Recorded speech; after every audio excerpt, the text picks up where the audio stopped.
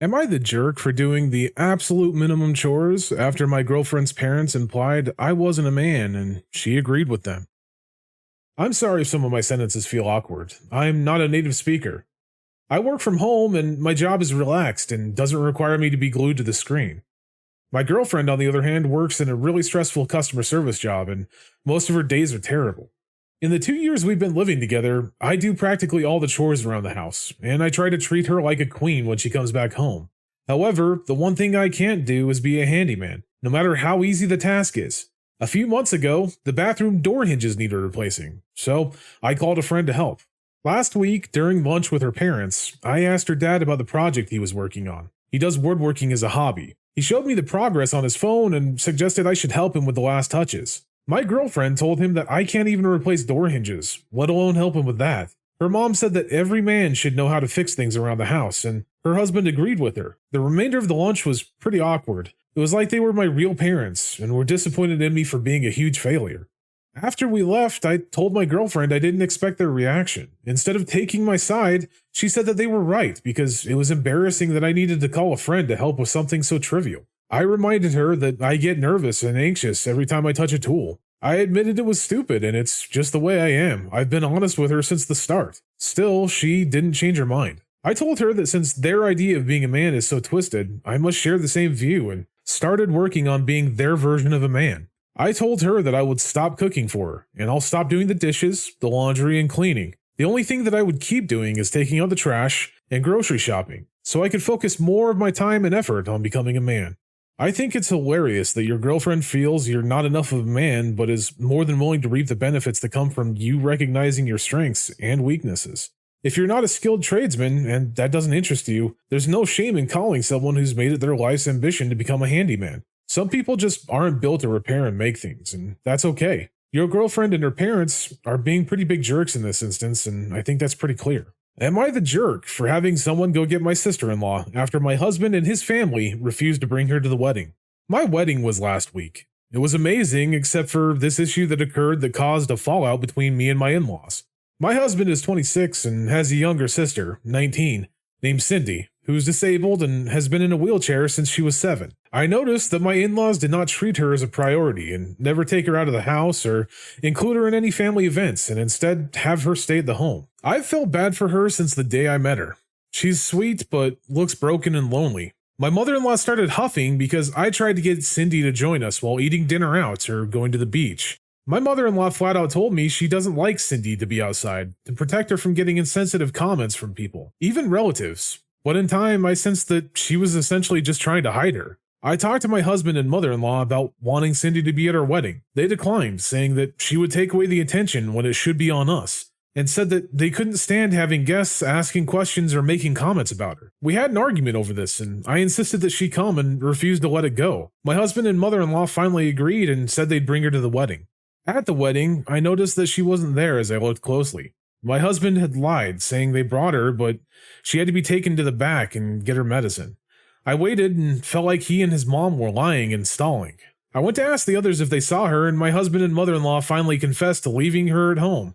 I got so mad at them, and immediately had someone go over to my mother-in-law's house to get Cindy. My husband and my mother-in-law started arguing about what I did and said that I was acting recklessly and irrationally. I told them it wasn't okay, and they excluded their own flesh and blood from the wedding, and told them that hiding her and acting like she was something to be ashamed of was appalling. Cindy arrived with my husband's aunt, who was with her at the time, and had them sit nearby.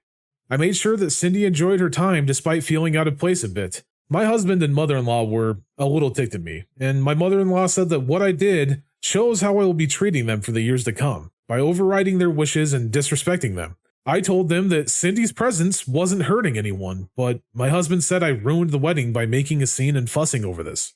This set the tone for the rest of the week. He's still upset with me, and keeps having conversations with his mom about what happened, and making me out to be the disrespectful one in this situation. I think it's amazing that you've included Cindy in your wedding. For someone that's likely often shunned, and it sounds like she's shunned even more by her family, that was probably a really amazing experience, and one she'll likely remember for a long time, if not the rest of her life. Your mother-in-law and husband are being a-holes, to put it bluntly. I can only hope that instead of backing down, you continue to push for Cindy's involvement in everything, And I'd like to even suggest that maybe you try and take her out, just the two of you. Movies, dinner, the park, everywhere. I'm willing to bet that you'll make this sister's life 1,000 times better just by doing those simple acts of kindness. Because from the way that you're talking, it sounds like she doesn't get much in the way of kindness, even from the rest of her family. Am I the jerk for kicking my husband out of the hospital after he refused to drive me and my daughter there? I have a 14-year-old daughter. Her biological dad passed away when she was 4, and her uncle was her father figure for the next 6 years of her life. He then unfortunately got sick with cancer and passed away shortly after. She has been having abandonment issues and trust issues, and wouldn't easily open up about her feelings unless to those who were close to her. When she met my husband, she didn't immediately warm up to him. She says she doesn't see him as a father figure, but has been polite and kind towards him.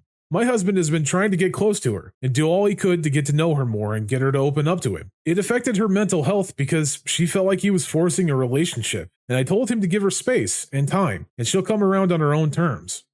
He didn't stop trying, and saw it like it was a challenge of some sort, which caused so many issues between us two. About 3 months ago, I found out that he snooped on her therapy, and I had a huge fight with him about it, and told him he wasn't her dad, and he had no right to force it on her. He apologized profoundly, but said from that moment on he'd no longer try to be her father because he's not and will never be. His own words. I noticed that he had stopped doing anything for her, like bringing gifts or playing video games with her. I wanted to ask, but he said no one is entitled to a gift or his free time. Last week, she fell off the stairs and hurt her ankle. I freaked out because it was painful and she was in a lot of pain. I called my husband and told him to come take her to the hospital. His response was that since he wasn't her dad, then he didn't have to do anything for her. He then hung up on me knowing I can't drive for medical reasons and I definitely can't afford an ambulance. I called my mother-in-law and she came and took us to the hospital.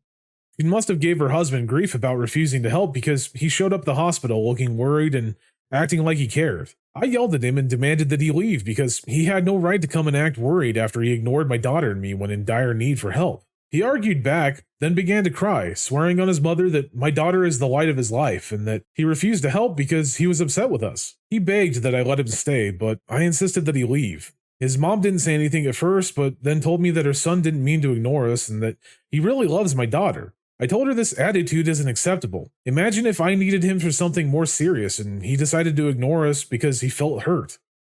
I went and stayed with my friend, and I brought my daughter. He tried sending flowers and new electronic devices, but all of them have been returned. He's all over me, texting and calling, telling me to let it go and that I punished him enough by kicking him out of the hospital. Your husband's honestly a real class act, that's for sure. Takes a real man to get butthurt over something so trivial and then to ignore someone while they're having a medical emergency. I think you're definitely doing and have done the right thing. This guy deserves every bit of punishment he's been given, and your daughter deserves someone better to be her father figure in the long run. I'd take a good look at this situation and make sure this is the guy you want being the father figure for your daughter for the long haul. What a jerk. Am I the jerk for not telling my husband where his son was? I, 27 female, married my husband, 37 male, 4 years ago. He has 3 children from his previous marriage, 16-year-old male twins, and a 13-year-old female. From the beginning, I was super clear with them that while I'd love a relationship, I'd never try and force them in anything, especially not a parental one. And for the most part, that's been going about as well as you'd expect. I'm dad's wife, nothing more. However, when the twins first started learning to drive last summer, I told them both that driving would give them a new freedom, and I knew the stuff the teenagers got up to. I then said that while I get that that's part of growing up, their safety is the most important thing. So if they ever felt like they were in an unsafe situation and needed an out, don't hesitate to call me. I would come and get them no matter what, no questions asked. And Dad didn't have to know. Husband and his ex tend to be very liberal with punishments. They brushed it off at the time, and I thought very little of it. Fast forward last Friday, one of the boys, B from now on, was supposed to be staying at a friend's house after prom. At 2:30 a.m., I finished a bit of grinding in my game when I got a call from him. B explained in a shaky and slurred voice that he was at a senior girl's house party, and the friend who drove them had ditched him. And he'd been drinking. A lot. And please don't tell Dad. I'd already snuck out of the house, and I just said, don't worry, your father's asleep and I'm on the way. He texted me the address after some coaxing, and within 30 minutes, I'm discreetly shuffling a drunken, shaking boy into my passenger seat. He's crying within 5 minutes of leaving, and I did my best to comfort him. I drove through McDonald's and got him a burger and ice cream. I get him home and sneak him back into his room, and he gets safe into bed. I don't sleep from constantly checking on him to be sure he doesn't show any signs of alcohol poisoning. Husband leaves for work early Saturday mornings, so he doesn't notice B is home. B is nursing a bit of a hangover, but is fine. Ever since, both of the twins have warmed to me exponentially. I even heard B say, "my dad and stepmom's house," instead of "my dad's house. But yesterday my husband put two and two together, after a combination of local gossip and testimony from his daughter, what actually happened and what I did. Obviously, he was mad that I knew and didn't tell him. I told him that I wouldn't apologize for showing his sons to ask for help in bad situations, nor would I condone punishing him for doing exactly what he should have done to fix a mistake he clearly already learned from. Husband says I undercut him in the role of his child's father by doing this behind his back. The ex says I overstepped entirely, but I still think I did the right thing. Am I the jerk? No, you're an amazing stepmom, and I would be so grateful if I was in B's position. Having a parent that you can go to for any situation is paramount to allowing one's children to both make mistakes, but also be safe. So again, no, you're not the jerk in this situation, and honestly, I give you props. You did an amazing job, and no matter how mad your husband and his ex are, your stepchildren will remember this and know that they have someone they can come to for anything, without fear of being punished for making mistakes. Am I a jerk for going back on a promise I made to my husband 8 years ago? My husband and I have been married for 11 years. We met in college and got married shortly after graduating. We're both very career-oriented and have professional goals that we want to obtain. About 8 years ago, we had multiple changes in our lives. The first was me finding out I was pregnant unexpectedly, and the second was my husband losing his job when the company he worked for filed for bankruptcy. We had a lot of hard conversations about what these two things meant for our lives. Ultimately, we decided to keep the baby and have my husband stay out of the workforce to get our home ready for the child and to be a stay-at-home dad, while I continued to pursue my career. We came to this agreement with the understanding that he would be able to pursue his career again in the future. Then, 4 years ago, we had another unexpected pregnancy. Yes, I was on birth control and taking it properly, but no, we were not using condoms. Now we have two lovely and amazing children. The pandemic hit my husband harder than it did me, as he was taking on the majority of the childcare and the schooling at home for our oldest was difficult. As hard as it was on him, this time period couldn't have been better on my career. Over the past 2 years, I have received multiple promotions, and my career trajectory is years ahead of where I thought it would be. A few weeks ago, I received a job offer from a different company that would be another big jump for me. However, it would require relocating to a different state. I excitedly brought this up to my husband, but he wasn't happy for me. He asked what that would mean for him going back to work, and I told him that it would take some time for us to get assimilated to the area, and for me to get accustomed to the new job, as it would probably be higher stress than what I was doing now. But with much higher pay and benefits, I told him that we could discuss going back to work in maybe a year or so after we move. He told me that he's tired of being a stay-at-home dad, and he's becoming resentful of watching me get to achieve my goals and my dreams, while he's living a life he never envisioned himself doing. He told me I'm being selfish and wanting to uproot our family for my job and for asking him to once again put his goals and dreams on hold so that I can achieve more of mine. I told him that being a stay-at-home dad doesn't have to be permanent. This is just another huge step for us as a family. He cut me off and said, "No, it's a huge step for you. For the rest of us, it's just moving." I told him it was unfair, and he said the unfair thing was me breaking promises I made to him. I told him that that was years ago, and things have changed. If I'm being honest, I know it's going to be hard for him to get back into his career after being gone for so long. A huge gap like this in his employment record is almost DOA for him to get a good job. I feel bad about it, but we do have a pretty good life as is, and this new job would only offer more opportunities. Yes, you kind of are being the jerk in this situation. You told your husband 8 years ago that he'd be able to go back into the workforce, and since then, you've done nothing to boost him up or encourage him to chase his own dreams and goals. For someone that's very work-oriented, being a stay-at-home dad is probably very depressing, and throw in the pandemic, where there's zero break from your kids, that must be even worse on someone's mental state. Look at it through his point of view. Another kid means what? Another 8 years of being a stay-at-home dad? That's 8 more years of him watching you be happy, while he's miserable and unable to let himself grow professionally. As you stated already, it's going to be very difficult to get back into the workforce with an 8-year gap in his resume. But imagine a 16-year gap. He's practically going to be unhireable. Do the right thing here for your husband and your family. Am I the jerk for telling my sister to stop blaming God for her own stupidity?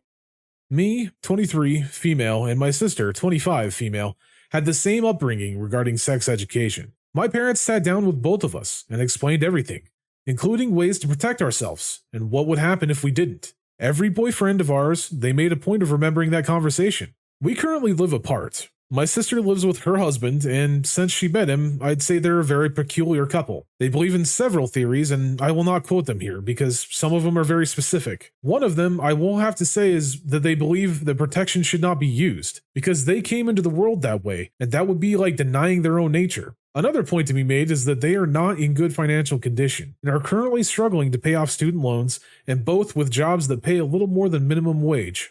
And I'm child-free. That fact will be important. 2 days ago, I went to my mother's house to do something, and my sister knocked on the door. When my mother answered, my sister was sobbing and crying, saying she was pregnant. I couldn't react with happiness because my sister was screaming and saying, "Why did God do this to me? Why, God? It's really hard financially to have a baby. You should be by my side, God." And it went on like that for 3 hours, blaming God. I left after that because I already had a headache from screaming, and I hate that they used God's name in that way or in vain. Yesterday, my sister called me and started saying the same things she'd said the day before. Went like this for an hour. And I was already fed up and said, "Stop it. Stop blaming God for you and your husband's stupidity and not protecting yourself." The call went silent, and after that she started calling me names, saying that I judged her for having a child because I was child-free, that I didn't support her. How could I say that? Well, it's been a mess ever since. My brother-in-law came to talk crap to me. My parents agree with me, but say I could have said it better, especially since she's now pregnant and shouldn't be stressed. I said that in a moment of stress, of having to listen to screaming for almost an hour, but nothing I said I think was a lie. Am I the jerk? No, not really. Pointing out that they're not in a financial state to have a child is one thing. Pointing out that they're not in a financial state and should have been using condoms or some other sort of protection is a completely different thing, however. Regardless of this being some sort of religious thing, to be surprised and then upset that you became pregnant when you were clearly having sex without any form of protection, well, that's just stupidity. Play stupid games, win stupid prizes. Am I the jerk for throwing my best friend out of my wedding? I'm 28, female, and I got married to the love of my life a month ago. It was a small, intimate ceremony with only about 20 people. However, our venue was extravagant, and so was everything else, especially my dress. I went a little overboard with the money I spent on my dress. I paid for it myself, so I didn't break anyone's bank, but I remain happy with my decision. As a kid who didn't have the nicest childhood, I always envisioned my wedding to be a special event where it's all about me and my future husband. I wanted to feel special and beautiful, both of which I have rarely experienced in my life. This is why we chose to only have the people closest to us attend, and put the remainder of our budget into the venue, food, and my dress. One of my bridesmaids was my high school best friend, Andy. She and I have been very close since high school, and she's helped me through a lot. However, back in school, Andy used to be kind of a bully, even towards me. Obviously, this was all back in school, and I thought she'd significantly grown since then. During the wedding planning, Andy asked if I had a vision in mind for her bridesmaid's dress. I told her I didn't really care and she could wear whatever she wanted, as long as it wasn't a light color that would go well with my dress. She picked out a nice rose gold dress that I thought was rather cute, and I assumed that was that. A few days before my wedding, Andy calls me and tells me she has a huge surprise in store for me that she hoped I'd enjoy. I assumed it was a wedding gift or something of the sort, but boy was I wrong. On my wedding day, while I was getting ready, Andy walked in, wearing a fancy lace white dress. And not just any white dress, it was clearly a bridal dress, complete with an elegant headpiece that could have passed off as a modern veil. I was flabbergasted, and asked her why she was dressed like a bride.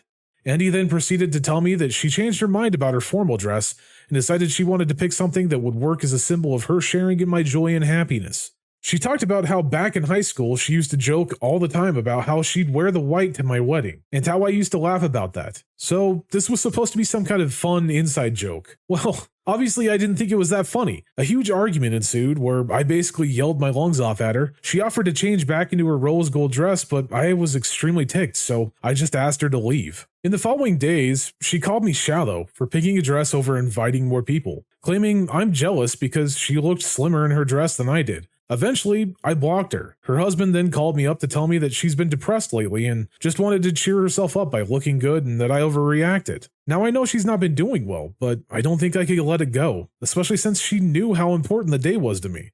Am I the jerk?